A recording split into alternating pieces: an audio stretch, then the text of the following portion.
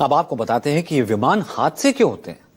हालांकि ये कहा जाता है अगर आप रोड से ट्रेवल कीजिए, अगर आप ट्रेवल कीजिए ट्रेन से या फिर ट्रेवल कीजिए बाय एयर से, एयर को ये कहा जाता है कि दिस इज द सेफेस्ट, सबसे सुरक्षित आवाजाही का तरीका है। लेकिन विमान भी दुर्घटनाग्रस्त होते हैं।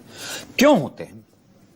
जो एक अमूमन एक रिपोर्ट कहती है, एक डेटा कहता है कि क्यों होते हैं, उसमें सबसे जो ऊपर है 50%, 50% के बारे में कहा जाता है कि इसमें पायलट की गलती होती है।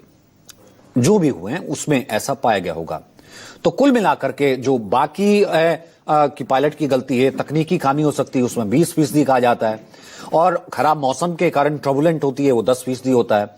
और कुल मिलाकर के अगर कोई तोड़फोड़ हो गई, हाईजैकिंग हो गई, तो उसमें भी 10% के करीब का हिस्सा होता है। तो इंजीनियर्स जो होते हैं उनकी कई गलती भी सामने आती है, उसमें भी 10% के करीब का हिस्सा होता है। तो कुल मिलाकर के ये जो हादसे हैं वो इस कारण से होते हैं। कई बार इसमें एक कारण और भी आता है। जब हमने एक्सपर्ट से बात की कि जो पायलट्स हैं उनकी कई बार कहते हैं कि ड्यूटी बहुत हार्ड हो गई, डबल शिफ्ट हो गई, लंबी शिफ्ट हो गई, इस कारण से संभावित मैनुअल एरर जो है वो हो सकती है। उस कारण से भी जो हमने देखा ना 50% जो कहते हैं ह्यूमन फेलियर या फिर कभी आम आदमी की भी गलती हो सकती है, वो वहां पर जो है वो कहीं ना कहीं सामने आया। अब देश के 5 इससे पहले जो है, अभी हमने आपको तो बताया कि ये तो रीसेंट टाइम में दुनिया ने इस तरीके का हादसा नहीं देखा। ये इतना ज्यादा दुखद और इतना ज्यादा विभत्स है। देश के 5 सबसे बड़े विमान हादसे हैं वो हम आपको एक बार बताते हैं। इससे पहले कौन से हादसे हुए थे। 12 नवंबर 1996 याद आता है, सबसे बड़ा प्लेन क्रैश हुआ था। चरखी दादरी हरियाणा में गिरा था। विमान सऊदी अरब एयरलाइंस का था, फ्लाइट 763 और एक और फ्लाइट थी, ये आपस में टकरा गई थी। 349 लोग आपस में, यानी 349 लोगों की इसमें मृत्यु हो गई थी। वही 1 जनवरी 1978 को मुंबई में, जिसमें बोइंग 747 दिशा उसकी भटक गई, टेक्निकल ग्लिच आ गया, 213 लोगों की जान हो इसमें चली गई थी। 22 मई 2010 को मंगलुरु इंटरनेशनल एयरपोर्ट पर हादसा हुआ था। एयर इंडिया एक्सप्रेस फ्लाइट थी 812। लैंडिंग के वक्त 158 जो है वो मौत का शिकार हो गए थे। वहीं 26 अप्रैल 1993 को औरंगाबाद एयरपोर्ट पर महाराष्ट्र में कैसे ये क्रैश हुआ था, इसमें 55 लोग जो है मृत्यु का शिकार हो गए थे।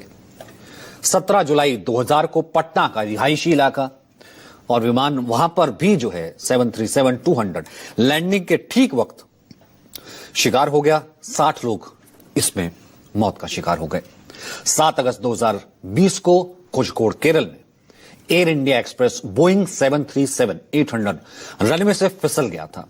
इसमें 21 लोगों की मौत हो जाती है और 138 गंभीर रूप से घायल हो गए थे। तो कुल मिलाकर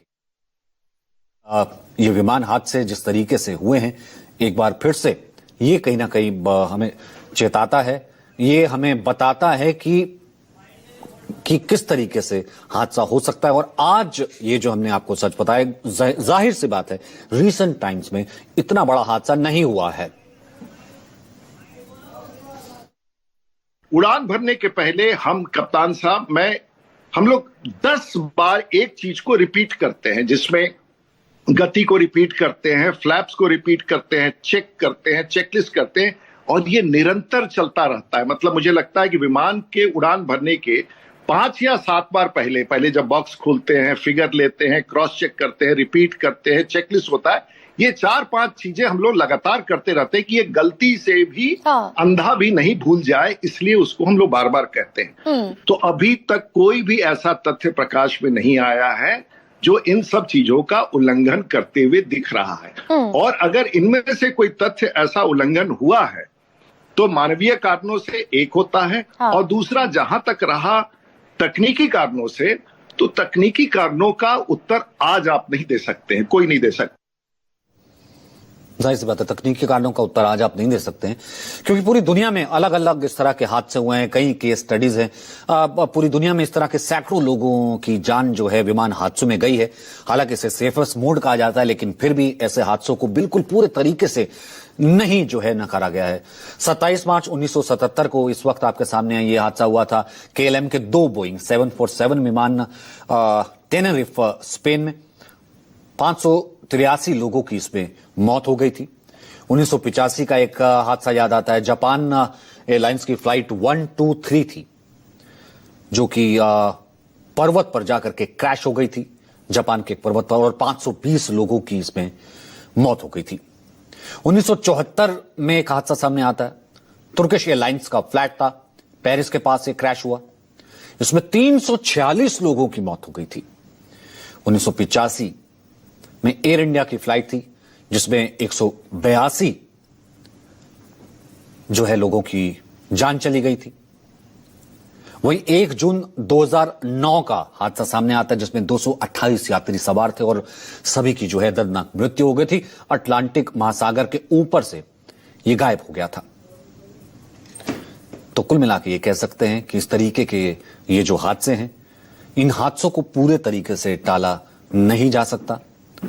जैसा कि हमने शुरुआत में ही कहा, हमने आपको जैसे कहा कि फिलहाल शायद आज इस सच से